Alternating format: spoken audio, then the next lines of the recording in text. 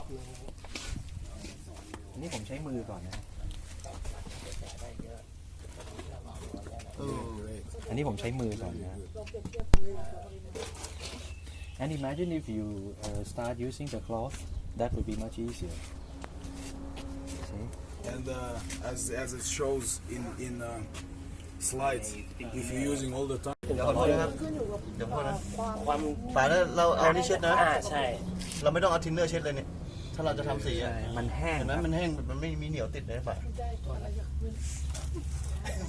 เนี่ยครับเราลงสีได้เลยถ้าเกิดเราทำสีอะโอ้ Congrats. มันยกให้เมคานิก PM ในการทำความสะอาดแล้วกันนะ Boy, after you clean, give me record.